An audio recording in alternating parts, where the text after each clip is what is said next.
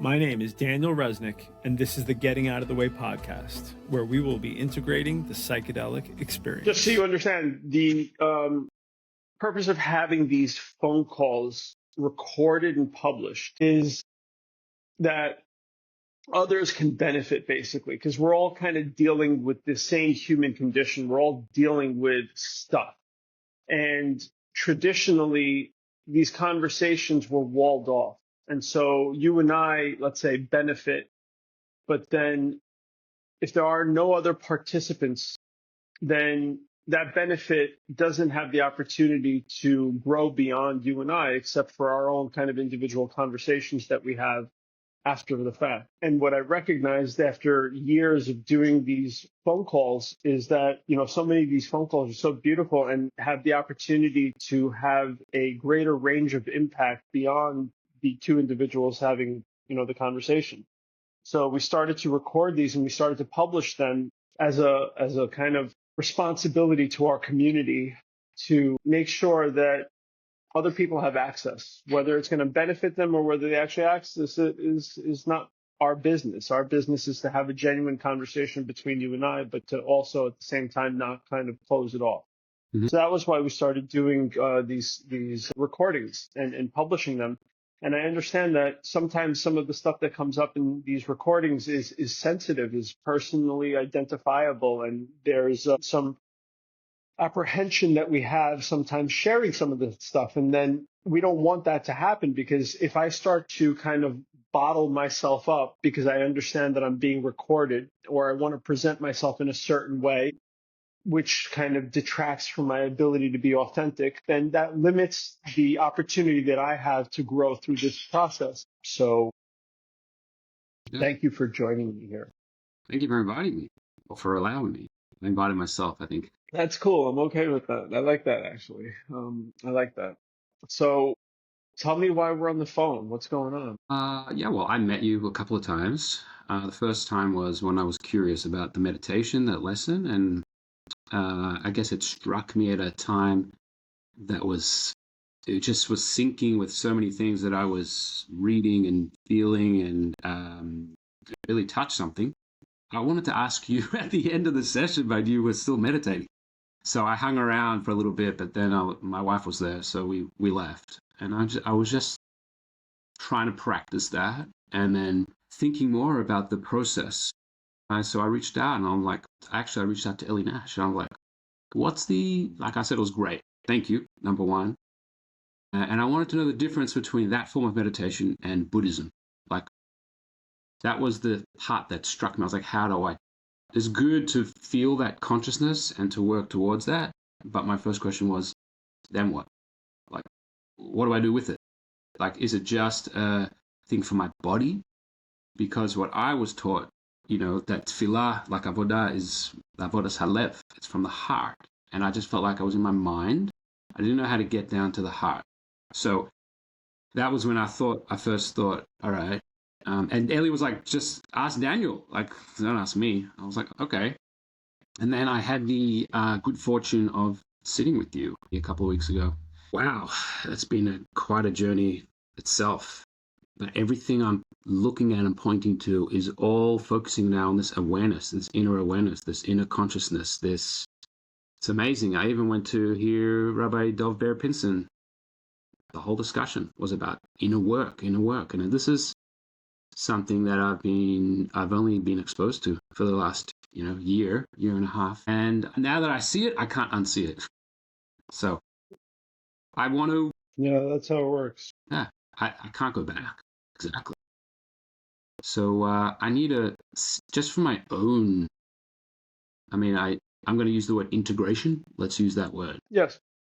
Ultimately, where it's all one, so there's no need for integration. That's just the way we have to make sense, right? We got to call it integration, figure out my past beliefs and the teachings that I have, and what works, what doesn't, what's real, and how can I sync it together in a way, And that's something that's come out of this process, which is really interesting. Is since I was 18, I've been learning Hasidus. I've been exposed to the Lubavitch. I believe now that I misunderstood. Whether I'm not going to say I was taught it incorrectly, but I totally misunderstood what the whole purpose is, which is really eye-opening. I don't know if that's What is the whole purpose? the purpose. You know who's helped me the most is Rabbi YY Jacobson. Understanding the Alter Rebbe is my morum. You know, this is something that was like untouchable. It was like something so esoteric, and the way he brings it down to this practical level of dealing with our humanity and who we are. And yeah, it's all about, I'm going to say the word sovev kalalmin. I'm going to say b'chol ma'adacha. It's all about realizing that there is no thing other than God. There is nothing. And really, the God that we kind of studied and worshipped was this external, even though we believed it, but now I'm starting to realize it's inside out. That's the key. The key is to come to that place, and this is what Rabbi Pinson was talking about, the big I and there's the small I. Some people start with the small I, and then they get to the big I. Some people, the approach of starting with the big I, and then the small I, you know? The big I. There's nothing other than God, and that's the purpose of Chassidus. So the question is, how do I integrate that with everything that I have learned? Do I relearn it? I guess I got to relearn it, you know? Or you get rid of it. Like Tanya is a good example. The way we learn Tanya, there's this whole thing. And when I would when I first learned to daven, I had an English sitter, and I would highlight things and try to think, and everything I would learn, I would try and write notes. I still have this sitter. It was great. I was 18, 19, and I was really serious about it. You have to start somewhere. But I realize now that I was building this whole vision of this thing that was external, and there was like a punitive God. It was a God I had to reach and make this relationship with. And that's what I built my whole life over the last 20, 25 years. And it was, I'm not going to say wrong, because it was necessary, obviously, but it was misguided. And yeah. So I don't know. I see it laying a valuable foundation. As the saying goes, we learn to unlearn to relearn. Yeah, that's another thing I've kind of grappling with. Is it something, is that a process? Is it we're learning to unlearn to relearn, and therefore this is just inevitable from my age, let's say, or is this a new era? What is this? I mean, help me understand what we're talking about. What is this that you're talking about? What is the this? The collective consciousness, the idea that, not the idea, the fact that people are reaching. Is it me? Yeah, this is something. Is this something in my personal? What is this? What are we talking about? What's this? Coming to the realization of who I really am. Who are you? Who are you? I mean, coming to that question of who am I? That's the first step. That's maybe the last one too. Right. Maybe that's what we focus on. Because if it's all one, right, the way you said it, right, which I completely agree with. If it's all one, who's this separate I that you refer to? Right. Yes. I mean, this is where knowledge has to come in handy, you know, because there's definitely level. Or it's the hindrance. Some would say knowledge is the hindrance. Knowledge is the limitation. Because who's containing the knowledge? And to what depth is the container structured to handle the knowledge, meaning it's finite. So I don't know that knowledge is really the solution here, especially when you're talking about esoteric subjects like meditation and ceremonies and this Maimar. I don't know, man. I don't know. Yeah. I mean, that again could be something that I've just been taught. I mean, when I say knowledge, I mean das. So maybe it doesn't translate to knowledge exactly, but there. I don't think it does. In Chabad, right? Chokhmah, Bina, Das. Yes? Is there a bit of a redundancy in knowledge and understanding? Because one would say understanding. Well, understanding is a form of knowledge. Some might say that, hey, man, maybe we're talking about experiential knowledge versus intellectual knowledge and how they complement one another. And so we can sit here, you and I, and read books about apples. And there are many books written about apples, and they're very descriptive. And they're multi-100-page epics. And we can learn a lot about the apple. But ultimately, one bite of the apple gives us an experiential knowledge that may trump everything that we've read in the book. It might complement it. It might help us integrate it one way or another. We understand it's an important piece of the puzzle, the experiential piece. Yes. Yeah. Yeah. I hear. Yeah. So we have to kind of separate the two a little bit to. I think you just like hit the nail on the head. That when you have the book knowledge, but you don't have the experiential knowledge. And that's what I'm experiencing. That's it. Yeah. So especially on a subject like God, right? This big subject. It's like we all have lots of books on it. But then if you're missing that experiential piece, the books are perhaps in a way misleading. Yeah. I mean, if you look, not that they intend to be, we've been right? looking from a text, but they could be. And I have not been looking at it from an experiential level. I mean, and that's the difference. Yes. It's a big difference. It's the difference between reading about life and actually tasting it. Yeah, because I will say with the apple example, like biting the apple is good, but you still want to know how the apple grows, and you still want to know the different types of apples, and you want to know where the apple comes. Like there's still that idea, but it's all theoretical. It doesn't mean anything until you bite the apple. You need. And even then, do you really know? Right. So you're saying, hey, man, the intellect is kind of lit up and the intellect wants to know, but there's a limitation to that knowing. There's a limitation. And through all of the intellectual accumulation one can gather and process, there is a greater depth to knowing. I mean, knowing in and of itself needs to be open-ended. As soon as you cap knowing, it's no longer knowing because you've come to a conclusion. And to come to a conclusion eliminates any additional possibilities. And that's not knowing. That's not knowing. Knowing is to say, all I know is I know nothing, right? To be an empty container, to be a perpetual student, to be constantly open. And in that way, first of all, it's very vulnerable. It's very hard for us to give up knowing when we've built an identity around this intellect and around being the separateness and around being the knower and trying to consume all of this intellectual fodder at the expense of experience.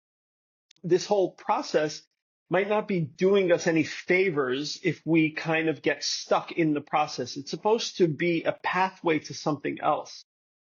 Now, to say I know something, again, limits it from expanding. And therefore, it's not a true knowing. A true knowing is saying, hey, this is a piece of a greater pie. And at the far end of the intellectual knowing comes the impetus, the catalyst for experiential knowing. They go together. Otherwise, I recognize that I'm limited by virtue of just knowing here intellectually. And that's where we get stuck. And since we can't get to the experiential piece, we end up going in a kind of cognitive loop around the mental knowing, which we already identified is a limitation. It's a pathway to something else. So then we get caught walking the pathway over and over and never arriving at the destination if there ever was one. And then that leaves us feeling lacking. And then that has us questioning the knowing and questioning the path. And that could be treacherous all in itself. So the knowing, we just have to respect that it's limited. And if it's limited, I won't get caught by it as thinking it's the whole thing. I will say, oh, wow, it's a process. It's a pathway. It's taking me or showing me or bringing me somewhere else. It's kind of pointing the finger, right? Yeah. I mean, you could retranslate. You have to be able to move past it.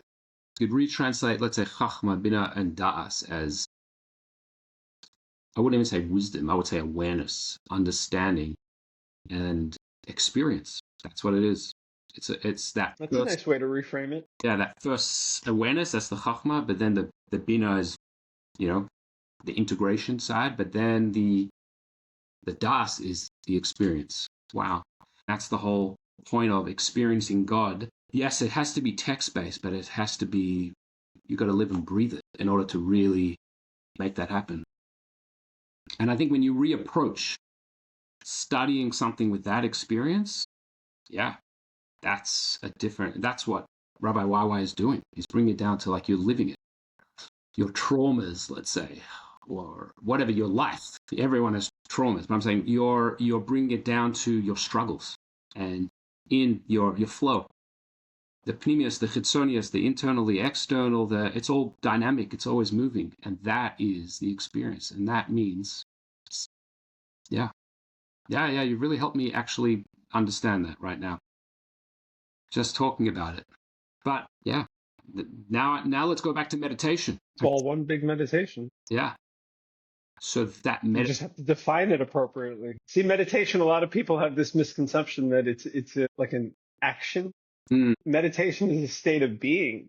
It takes an action to get us to realize it sometimes, just like it takes words in a book to point to that experiential level of understanding. It might take formal meditation to point to the state of meditation that we all are and exist within. There's a parallel there. Yeah, man. So it's like, let's define it first, right? Like, what are we talking about? What's meditation? Yeah. I guess I was referring to I don't have an answer. I don't know the answer to that. Most people think it's like sitting down in lotus posture, palms up, and, reciting a mantra. That's one of the spokes on the wheel, no doubt.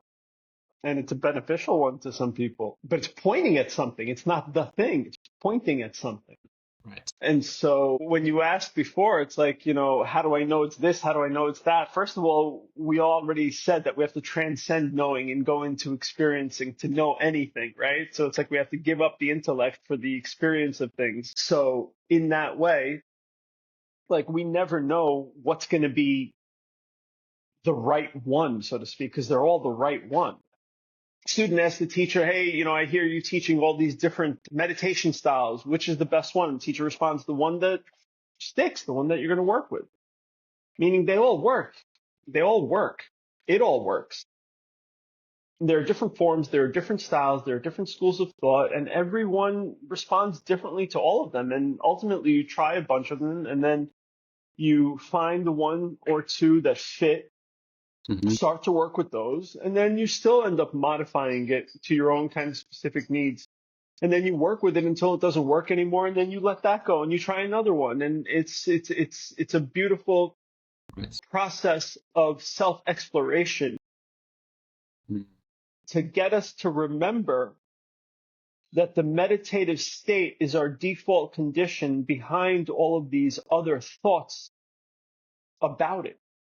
It's about getting behind that place that's creating limitations.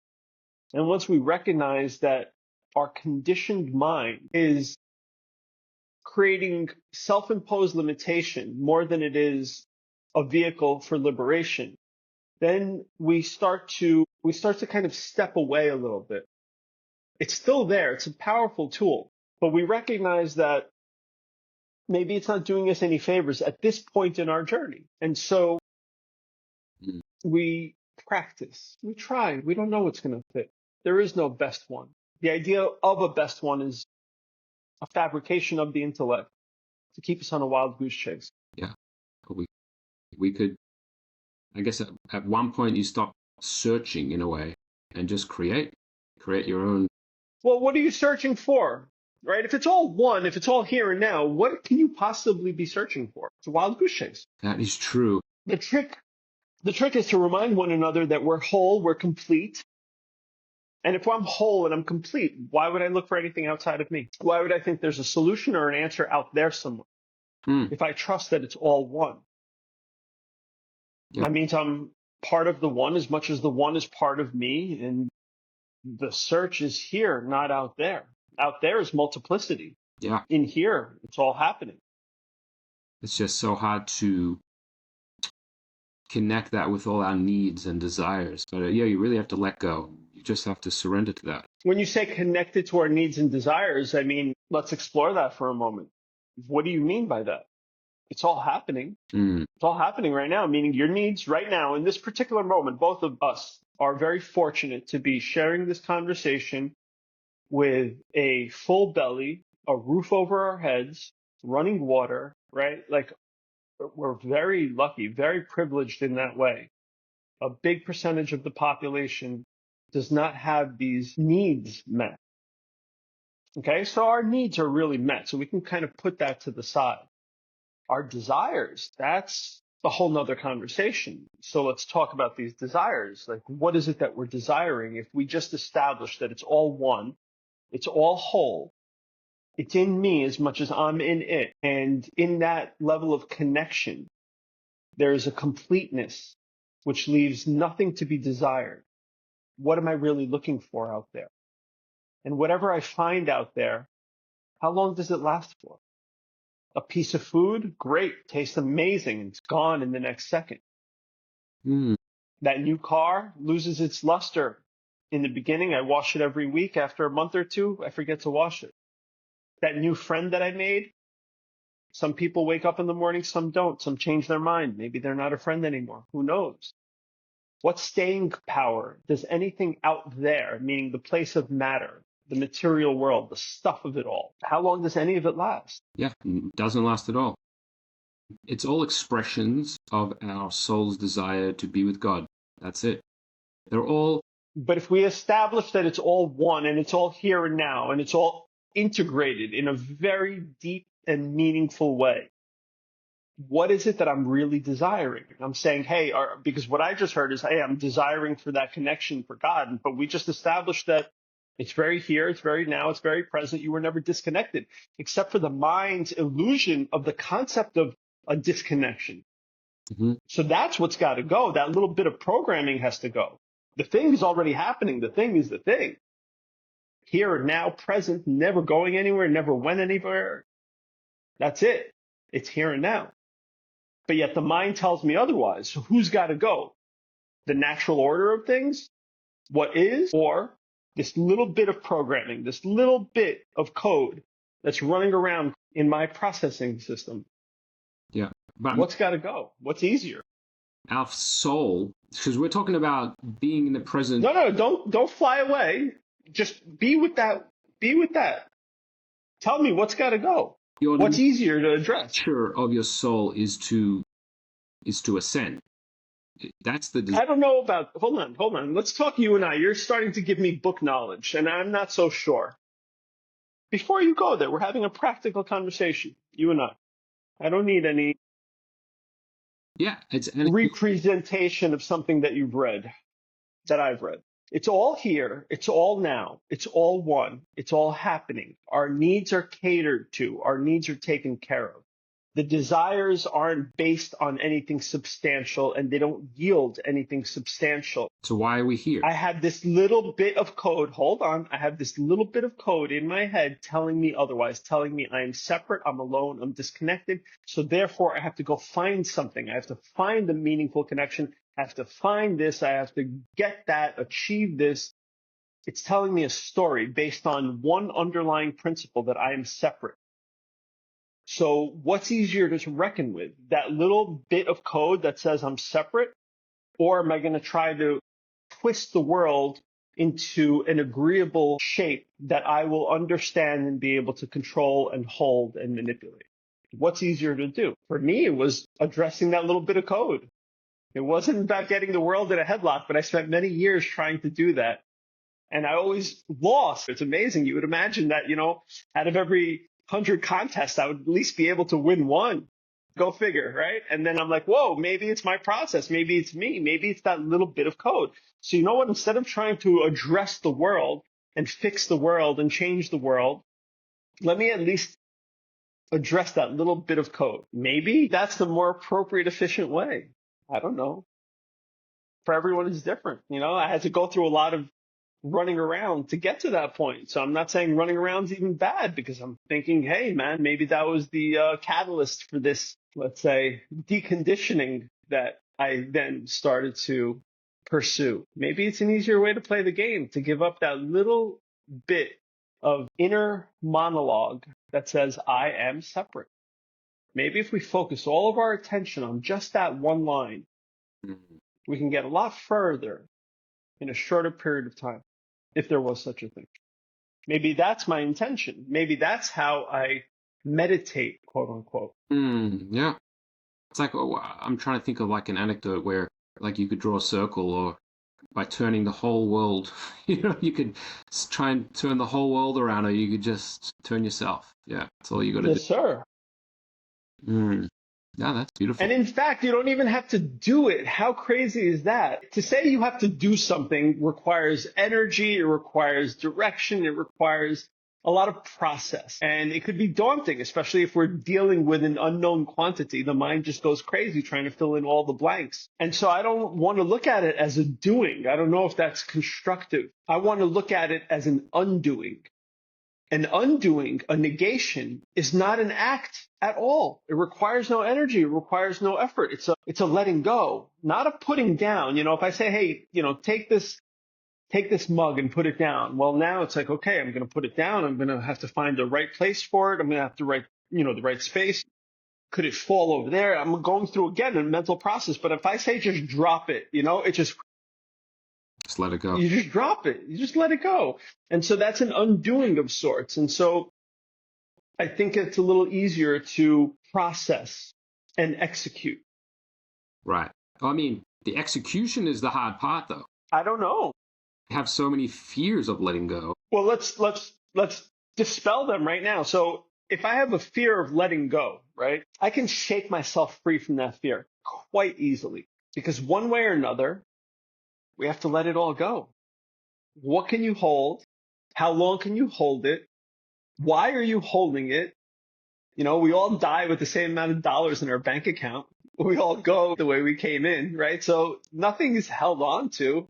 It's all going anyway. Again, money comes and goes, relationships come and go, cars come and go, all material stuff, all stuff. The nature of it is, right? It comes and it goes. It goes through this kind of little bell curve of originating, stabilizing, dematerializing, poof, gone. So we're all letting it go anyway. That's just the natural order of things, right? The trees have to let go of the leaves in the fall, Exactly. right? So in the spring, there could be new leaves. So one way or another, we're letting it go. We're letting it go. There should be no fear about letting go. And the other fear surrounding letting go is that if I let go of this for that, for the intellect, it becomes kind of a bit of a concern, because the intellect, when conditioned and allowed to run around unchecked, doesn't necessarily do us favors, because it's trying to protect us.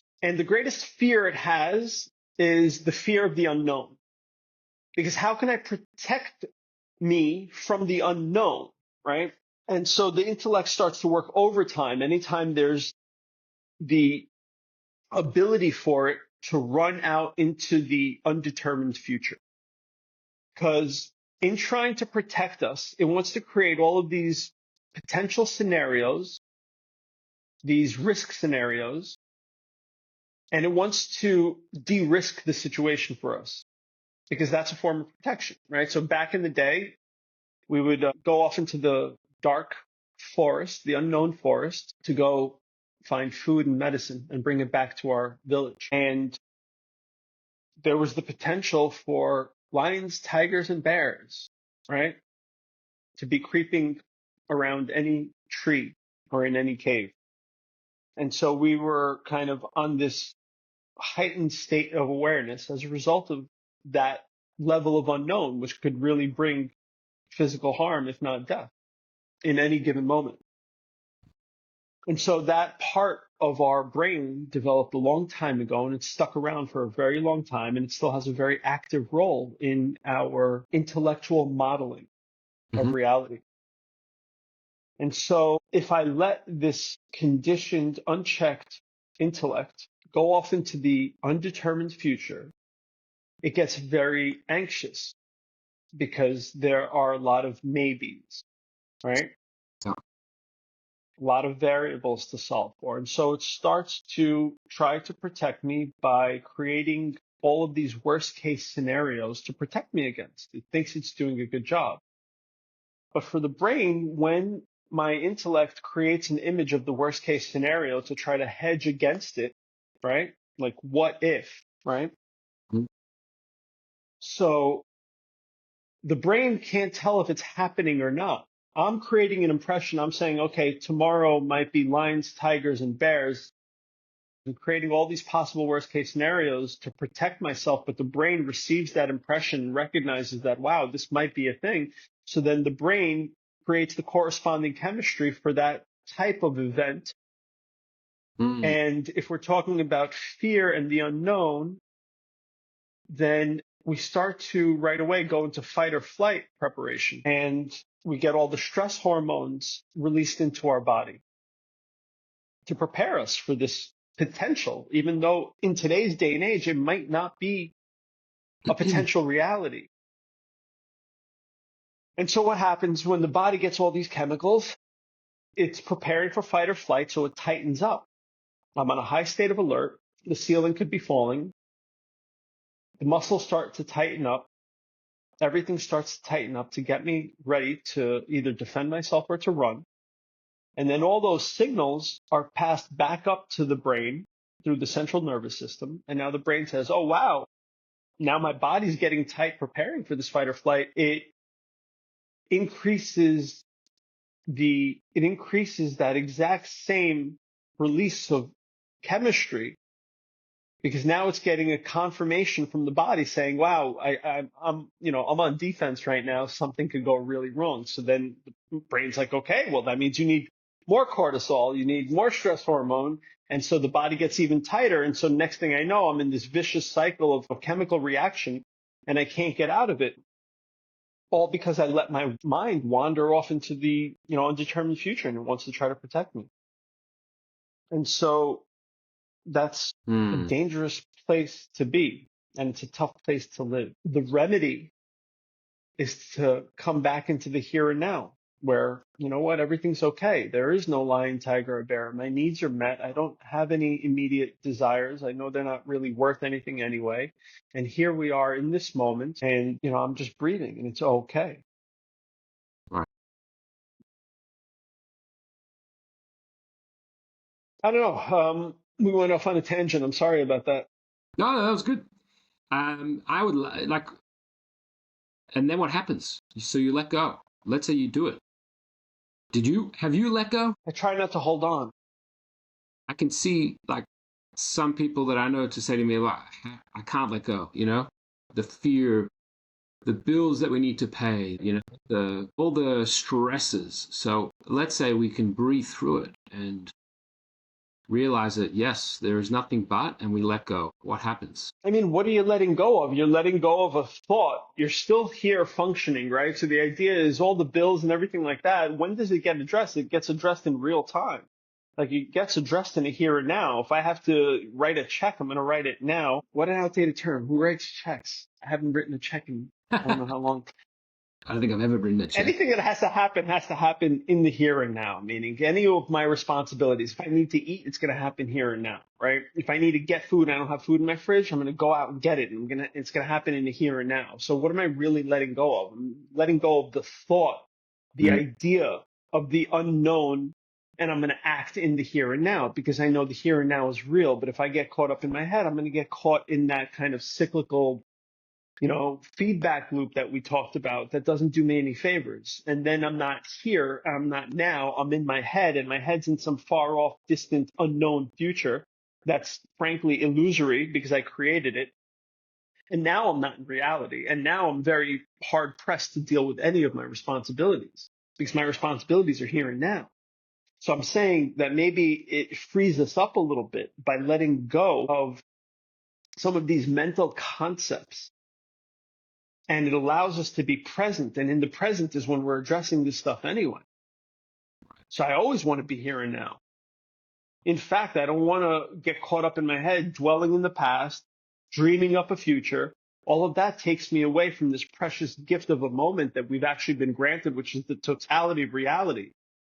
Beyond this moment, like, we don't have anything, and we don't know if this moment's even going to last. Like, some people don't take a next breath. That's a real thing. So if I'm granted this gift, the last thing I want to do is try to escape from it. And if I am trying to escape from it, what's causing me to try to run away from the here and now? As soon as we disconnect ourselves from the present moment, so we're literally doing it every moment we allow ourselves to escape the here and now. and we think it's some physical thing. It's more than that, right? How does the interpretation go? There's the literal, metaphorical, allegorical, and the mystery. Yes? Yeah. Okay, I'll take your word So for why are we so... No, I mean, that's how it's said, right? I mean, we look at everything literally, but we forget those other lenses to look through. Yeah, the four levels of, Pshat, Remez, Rush. Yeah, I hear what you're saying. So reality is here and now. And meditation, in a way, is just being present in the here and now, where everything is happening, where that divine innate connection to source as source exists. Where else would I want to be? Right. And you asked, have you let go? And my response is, again, I try not to hold on, because what do we let go of? Only stuff we're holding on to. How can we let go of something if we're not holding it in the first place? So it's counterintuitive. It's like we talked about putting the cup down versus dropping it. It's easier to let go when there's nothing held on to. So the problem isn't letting go. The problem is I've been holding on to stuff. Now, what am I holding on to? I'm holding on to emptiness anyway, because I'm going to have to let it go anyway. And I'm holding on to material stuff, which has that arc that we talked about, where it's going to disintegrate into nothingness, which means it is nothingness. It's a temporary form. So how can I hold temporary and expect it to grant me permanence? It's completely counterintuitive. Makes no sense. So instead of being busy letting go, maybe we should just remind ourselves, hey, don't hold on. It's like we're metaphysical hoarders. Physical hoarders, we know. There are shows about this. They're great shows. But metaphysically, we're hoarders too. And intellectually, we're hoarders. Energetically, we're hoarders. We want to possess people. We want to possess places. We want to possess things. We're hoarders. We're just busy holding on. And then all of a sudden, after so much holding on and so much piling up, now I have to call a crew in to document removal of all my stuff, because there's no room to walk around here. And I'm pointing here as much as I am pointing here. So then we need a medicine circle. Why do I need a medicine circle? I need to get well. Why do I need to get well? I'm sick. I made it a business of holding on. So what we're experiencing, getting well, is a byproduct of the fact that we've got ourselves sick as a result of accumulation. So why accumulate anymore?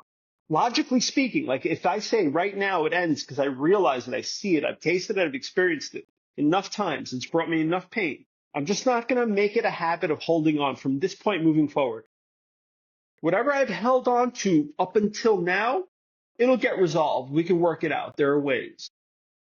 But the last thing you want to do is go to the doctor and get your medicine and keep doing what it was that was getting you sick, because the medicine won't work. You'll go to the doctor and say, Doc, it's not working. Right. So the idea is, let's stop holding on. Let's stop accumulating the need to know. Let's stop accumulating all of this stuff. And again, it's physical, it's psychological, it's emotional, and it's energetic. There are 4 pockets we could put this stuff into. We have to make sure. We just have to be conscious about the fact that we've been doing it. Once I become aware of the fact that I was doing it, now at least I have some leverage to not do it anymore, because now I could see it. Now I understand. So now I'm just not going to pile on. That's it. If you don't pile on, there won't be anything to let go of. Again, the historic stuff, we can work it out. I promise you. There are exercises. There are practices. Correct. Yeah. That is good perspective. Yeah. Stop accumulating. Wow. I hear you. Okay. Now, I want to go back to my original question. So when you meditate, like the practice for hours and hours, what's going on there? Is that trying to deal with past things, or are you staying in the present? It's all of it. Whatever has to happen will happen. It goes through phases and stages, just like a life. Surrender. To just be open, to be free, right? Because when we're open, stuff could actually kind of flow out. When we're really tight and rigid, nothing could come out. And so I'm not there to dictate how it's going to go down. I'm not going to tell Mother Nature how to do her business. Surrender. You're surrendering, but you can't surrender, so you need to use Mother Nature. Beautiful. Exactly. So it's not necessary for the long haul. It's only necessary to remind us of what you just said. And then we just chill in a state of surrender. How crazy is that? Otherwise, we can get hooked on medicine as Yes. the only thing that grants us surrender. And that's very dangerous. That's Yes. very dangerous. And when I say medicine, it applies to all the pathways of healing, whether it's a book or whether it's a plant. You understand? It can be very dangerous. It cuts both ways. These are sharp swords. So that's meditation. I just want to come back to your question. That's it. When you sit down and close your eyes, all you're doing is surrendering to whatever needs to happen. And like we said, we've created an accumulation. So if I say from this moment on, no more accumulation, but I have this book bag with me of accumulated stuff, people, places, things, etc. And now I'm aware of it. So I create an opportunity to take medicine, meaning stillness, silence. I just sit down. I close my eyes. I'm not piling up anymore. I'm not accumulating anymore, but I know I'm holding. So if that's the case, I just sit down and say, hey, whatever's going to happen is going to happen. I'm just surrendering to this moment. If there's stuff inside of me, if I create openness, what's going to happen? There's going to be room for it to exit. All I need to do is open the door, so to speak, create an exit pathway. But if I'm busy in the mind all the time, I never allow that to happen because the mind is gripping, the mind is tight, the mind is trying to know, the mind is trying to come to conclusions, trying to take the unlimited and make it finite so it could understand. So the mind is the problem. The mind is blocking the exit. So meditation is just sitting down and surrendering like we would with medicine of plant variety, of written variety. We're just surrendering. We're saying, hey, whatever has to happen has to happen. I'm just going to sit here and I'm just going to watch the show. I'm not going to do anything. Right. I'm not going to do anything. I'm just going to be. And in that state of being, there's an expansiveness, there's an openness. And then all of a sudden stuff starts to happen. There might be processing of historic. There might be revelation of what's next. All of this stuff happens. There might be no experience because there might be no experiencer. Because for there to be an experiencer, there needs to be a separateness, but we talked about how it's all one. Yeah. So all these states, all these planes, all these dimensions are accessible and available in the here and now. All we need to do is surrender and say, I'm not going to be the doer. I'm going to let Mother Nature work this one out. I'm going to let God work this one out. I'm just going to be. That's freedom. That's liberation. A taste of that trumps all of this. And then this isn't so compelling anymore. It's like a poorly drawn animation that we would watch, as a little kid and get captivated by it. And then at a certain point, it doesn't magnetize us anymore because we're like, wow, this is a form of child's play. And I'm not necessarily interested in that anymore. We just have to have a little perspective. Wow. The key, because you spoke about the 3 breaths. That's it. All it takes is 3 breaths. 3 breath cycles. It's a recentering of sorts, yes. Because if we recognize that we get caught up in the mind often, and it's not doing us any favors, it's dwelling in the past.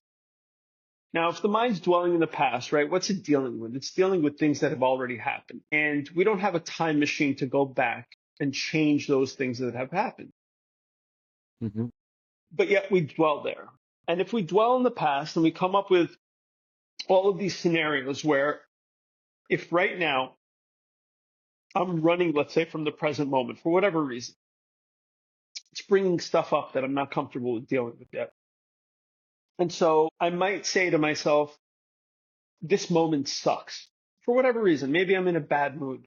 Maybe I've had an argument. Whatever it is, this moment sucks. And instead of dealing with it in a really kind of meaningful and present way and facing it head on and going through it, we try to escape it. We try to run away from it. And so if I allow the mind to go into the past, the mind's coming up with all these scenarios. Well, if my parents were different, I wouldn't be the same. The problem would be resolved. If I never took that job, if I didn't get fired from that job, if I didn't get into that relationship, it's just coming up with all of these if-then scenarios. But the time machine, as we said, hasn't been working right for us, so we can't go there. We end up with this kind of depressive quality that our backstory determined our current moment, but our current moment is not favorable and I can't change the backstory, so I'm just screwed.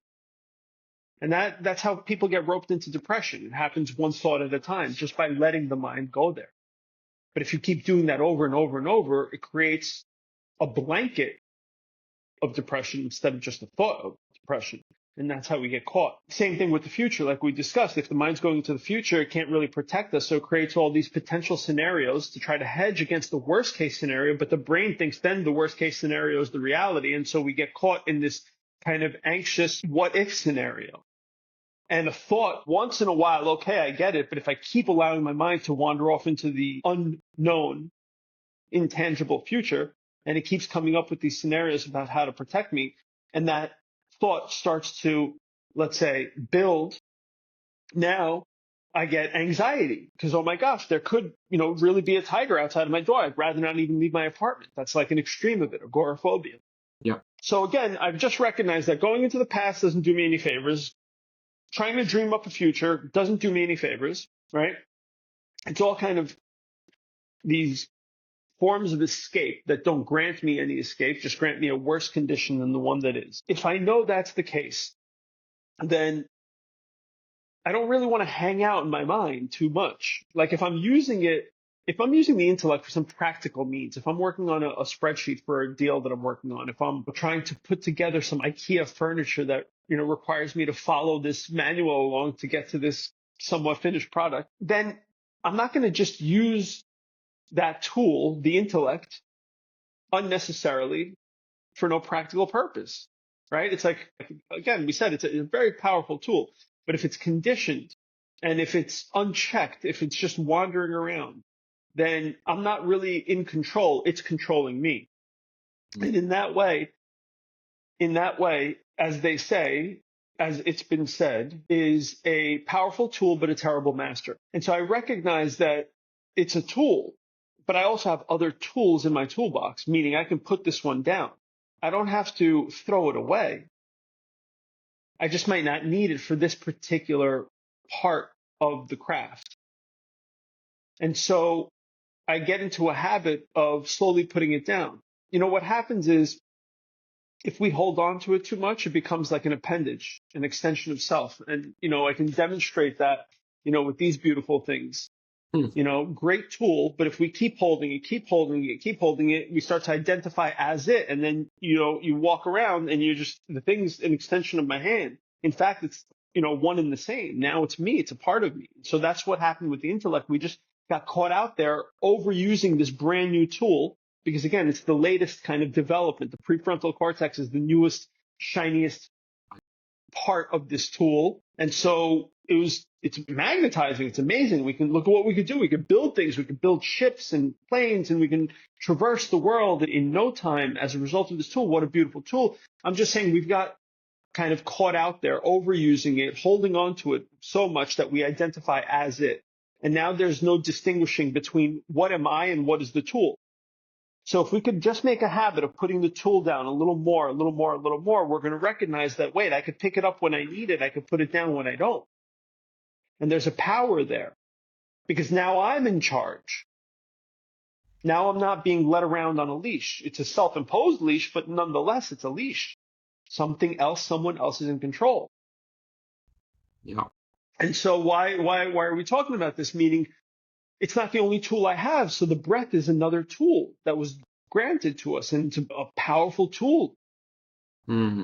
And we should surrender momentarily this one for this one, meaning put the intellect down occasionally and pick up the tool of the breath. And in doing so, there's going to be a multifold benefit here.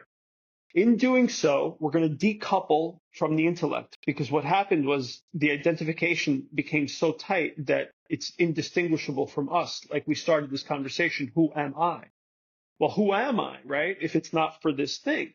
Well, you're going to find out if you put it down, but you'll never find out if you just hold on to it and over-identify with it. Right. Right? So what's the idea with the 3 breaths? The idea is breathing is happening. I don't have to do it. It's already happening. Like when we go to sleep, the ego, the I, is surrendered, yet all the functions still happen. So I am not doing the functions. There's an innate intelligence in the body, right, that does what it needs to do. without me getting involved. In fact, if I get involved, I usually mess that process up. The breathing is happening. The lungs are a tool. The heart, another tool. These organs are tools, and they have very specific jobs. The brain is a tool. Okay, its job is to make thoughts. The heart, a tool, regulates the circulatory system. The lungs, another organ, another tool, contract and expand. So what are we doing? We're reminding ourselves that there are other places to hang out, not just in the theater of the mind. And so we can hang out where we want.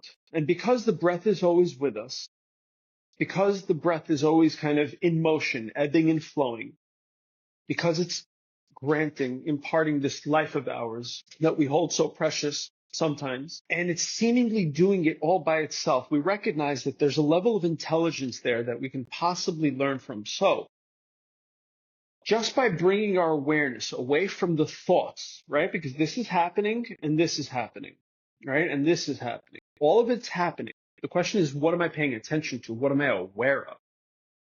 So yeah, most of the day, in our kind of waking consciousness, we're aware of the thoughts.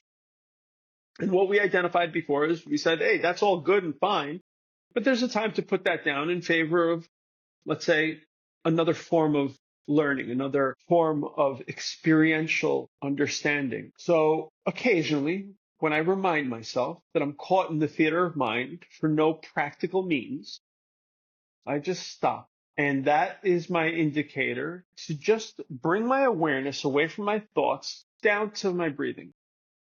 I'm not doing anything. I'm just aware, right? So I'm moving my awareness down to the breath, and I'm noticing there's this process going on. There's this kind of cool sensation on the tip of my nose when I take the breath and draw it down. There's this expansion of my shoulders and then my rib cage, and then there's this rising in the diaphragm with the depth of the breath. And then as soon as I begin to exhale, I notice the diaphragm drop down a little bit. The rib cage contracts as the lungs breathe out. The shoulders slope in, and then I notice a warm sensation on the tip of my nose where there was a cool sensation before. This is just a kind of example of some of the sensations that I feel when I become aware of my breath. I'm not doing the breath. I'm just aware. And so 3 breaths go by. And what happens on a kind of physiological level? When I'm taking a nice deep breath, I'm drawing a lot of oxygen into the system. That oxygen gets to spread throughout the body all the way to my outer extremities. Because remember, we took a nice deep breath. We weren't manipulating the breath, and we weren't caught up in our head where the breath is very kind of superficial. It's only hitting the top third of the lungs, and it's almost like a hyperventilation of sorts. And that's where we live in the default world when we're caught up in the head, because again, there's the past, there's the future. You're never really taking that full deep breath because you're not aware enough. And so what's happening when I get that level of oxygenation? The muscles expand, the ligaments soften up. It sends a signal up that same central nervous system up to the brain saying everything is fine. I'm feeling really good. I'm able to breathe deeply. There's no threat on the horizon. The mind says, oh, there's no threat. Fantastic. You don't need any of these stress hormones. So we're going to give you happy chemicals. The happy chemicals, dopamine, oxytocin, serotonin. So we get this distribution of happy chemicals throughout our body, and the body receives these happy chemicals. And then what does it do? It expands further, it relaxes further. Because again, there's no threat, and I'm reinforcing it. And now what's happening is it's kind of a virtuous cycle as opposed to a vicious cycle, right? When we were caught up in fight or flight. So now this virtuous cycle of chemistry is taking place, and I'm just relaxed. And what changed between the two? The only thing that changed was that I became aware of the breathing. I left this place, the theater of the mind, and I just became aware of the breathing. And there's this biophysical change that is peaceful, calming, relaxing, reinforcing that everything is okay. My needs are met. I have no desires. This is beautiful. Wow, now I can smell the roses just a little bit more, a little more fragrance. Wow, the sunlight is a little brighter than it was before. I can feel my body. That's an important part. It's huge, because what happens in spaciousness, as we discussed before, stuff gets to rise up and pass. It's no longer suppressed. I said there's a manifold kind of process here. So it allows me to leave the mind gets to cool down, the body gets to expand, the stuff that I'm holding on to gets to rise up, it gets to pass if I'm so willing, if I'm so present, meaning the body is so intelligent that it will self-correct.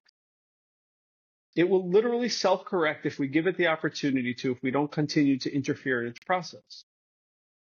And that reminds us that the state of meditation requires no doing. All it wants is being, presence. That's where it's happening, in the here and now. So it's a question of my ability to check into the here and now and how deep I can do that and how present I can be. That allows me to experience this meditative state on deeper and deeper and deeper levels still. And it requires no doing at all. It requires getting out of the way. Breathe into that.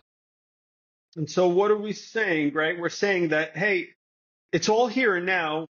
You are the whole thing. There's nothing to look for. There's nothing to do. Any truth that you could find out there will point you back in here. And in here, as we just expressed and explained and talked through, it's all going down. It's all happening. It's a direct pathway to source. And it was never disconnected other than in the mind storytelling, where it creates the disconnection, which is an illusion. Now, we're all human. We all do. And that's part of the workout. That's part of the exercise, showing us where we're still gripping, where we're holding on to. And then it becomes a beautiful thing. Then getting caught up in the mind becomes beautiful because it's a teaching of sorts. It's a lesson. It's a reminder. And then instead of contending with it and battling it, now I say thank you to it. And I say, wow, you showed me where I'm still holding, what I'm still accumulating. Thank gosh. How beautiful. And then we're in a harmonious relationship as opposed to being components, fighting one another. I'm trying to get away from my mind. My mind is compelling me back in. Next thing you know, you're engaged in battle and you're energizing it. And you're literally giving food, giving energy, giving life to the thing that is taking it away from me. Yeah, and that's dangerous. And so the idea is when we create a safe space, when we start making it a habit of putting the intellect down in favor of hanging out somewhere else and being aware of some other process, some other organ, right? When we make a habit of putting it down, every time we do that, we create a little space because I was able to put it down. So that means it's not me. And then I do it again and more space and more space and more space. And then I'm at a safe distance where I could observe the intellect, observe its swirling nature, but not get caught by it. And that's very powerful. Very powerful. Because now I've reclaimed control. Now I'm in charge of when I go there and how long I hang out for. Because I know that I am not it.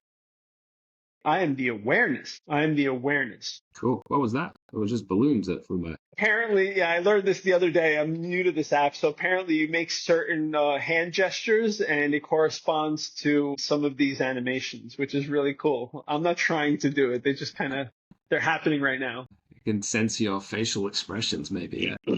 Smart, but yeah, beautiful. But we've ran around a lot. So tell me what's going on. Like, what seems to be open-ended? What needs closure? Where can we kind of refocus our awareness? So for me, now I understand this practice of meditation that I learned from you. Now I understand the point of that practice. And I understand the end game, that meditative state, which, let's say, ultimately, you could walk around in this meditative state and be in this meditative state constantly. That's the end. Not the end, but that's it. Ultimately. That's all there is. There is. Yeah, there is nothing else. Exactly. Wow. And so what I'm trying to also gather from that is then there's this flow of life as well. And then suddenly all those extrinsic, everything external is irrelevant. And yeah.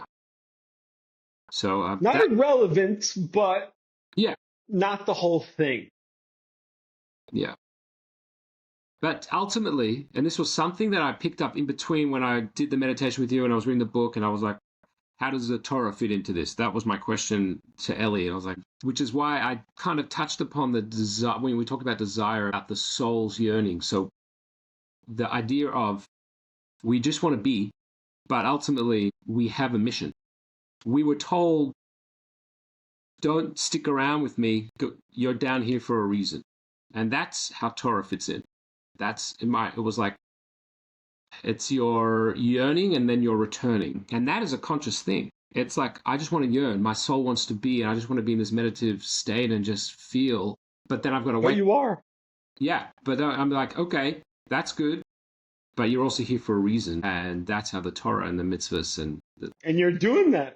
Yeah. So that's what integration is. You see, integration is integrating these two conditions that we inherently kind of are and occupy, right? There's the physical form and there's, let's say, the soul, right? Integrating is finding that balance point between those two conditions. Yeah. That's it.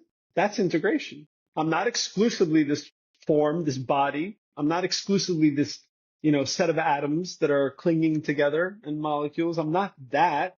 But it is, and then there's this soul, this spiritual quality, this essential quality that I recognize exists, and I also identify with that.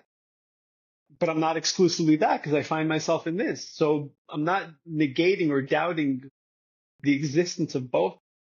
I'm merging the two. Yeah. That's integration, is to exist in the physical form as a spiritual being. So they're both very much happening right here, right now. The question is, do you need to do anything about it?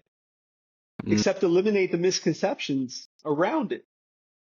That's not a doing, meaning it's already happening. It's already here and now, and it is what we are. But our silly mind tells us otherwise and creates all of these problems. Mm-hmm. Yeah. So I don't know that there's anything to do. But doing happens. The question is, who's doing it? This is a condition. Me or him? Every being, every human being, let's say, just trying to. But the ultimate integration tool is the Torah, heaven on earth. That's what allows it. I guess people with a Jewish soul have that extra integration, that mission. But ultimately, every being has that purpose of integration, integrating soul and matter, spirit and matter, let's call it. Yeah, beautiful. I know my purpose. Beautiful. And now it's just practice. So that really has helped. So how do we practice? If you want to, let's make it practical. Let's make it really practical. How do we practice? We remind ourselves that there are many places to hang out in this beautiful mansion of ours, right? Many, many places to hang out. What good is it to have a mansion if you're never going to leave your bedroom? Yeah. So the idea is every now and then, when I catch myself in the theater of mind for no practical purpose, I allow that to be a bit of a fire alarm, warning me, reminding me to leave that room. And wherever I find myself, that's why this is so beautiful, meaning I don't need a formal practice. I don't need a place to sit down. I don't need an hour's time. I don't need anything. It happens because it's already happening. Yeah. Wherever I am, there is the breath. Wherever I am, whenever I am, there's the breath. And so if I'm waiting online at the grocery store, or if I'm sitting here hanging out talking to someone, the idea is I just become aware of my breathing. And in as little as 3 short passes of the breathing cycle, the body's chemistry changes as a result of the signals that we're sending up to the brain. And it creates a spaciousness physically and a distance mentally from the intellect. Yeah. That's the practice. And the more we do that, we go from 3 breaths to perhaps 3 minutes to perhaps to 30 minutes and so forth and so on. And we get to experience the richness and fullness of this God-given moment in a transcendental way. And that's very powerful. I love that example. I love that. Explore the mansion. Go out and explore, play, go to the billiards room, go to the pool, whatever it is. Just Right on. yeah, I love that. I love that. And yeah. So There's a lot of intelligence in this place. my mind is always like, okay, I'm gonna have to do it every morning from 5:15 till 5:35. I have to do meditation. It's a trap. It's unbelievable how, yeah. There's a beauty to that too, but it's trap mentality right now because the mind is going to give you a story because it's very active and I'm coupled with it. And so I just go for the ride. And it wants nothing to do with, how should I say this? It wants nothing to do with being put down, let go of, because we've elevated it. We've elevated it to such a high height, and it's become the boss of us that it doesn't want to lose its job. Mm. And so every time it recognizes that we're putting it down, it wants to create a story why that's inappropriate or how hard it's going to be or why I shouldn't do it. Because it keeps it going. It's fuel for it. Just by using it, we energize it. And so it's interested in self-preservation. And so it comes up with all these wild scenarios to stay in charge, to stay in its position of power, which is very kind of logical. There's an old saying, it says, if you want to beat the devil, you can't tell him what your plan is. Mm-hmm. So you don't want to tell the mind, the intellect, the conditioned intellect, you don't want to tell it that you're coming for it. Right. It's going to fight. You've just given it your game plan and strategy, and now it's got everything it needs to win that battle. The idea is you don't say anything. The idea is you don't do anything. The idea is it's here and now. The idea is I'm just going to be aware of my breath. I'm just going to hang out there for a minute. I don't want to say anything. I don't want to announce my process because where would I do that? In the intellect. Therefore, thereby energizing me. Yeah. But the first thing it wants to do is tell you. Yeah. No, totally. That's how it gets us on the leash. That's beautiful. I'm curious now. I'm really curious. Not just with the breath. I want to feel the rest of my heart. Who knows what else? Organs. What other organs you can feel with me? That's it. It's like, oh, wow, it's been here the whole time. How crazy. And I've been running around.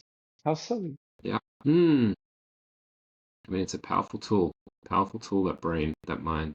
But yeah, it's get that space. Pleasure speaking with you. Thank you so much, Daniel. Appreciate it. Thank you for sharing this with me. To be continued. Yeah. Yes? I'm going to practice and get back to you. I got a lot of practicing to do now. But thank you so much in helping me really. Maybe not.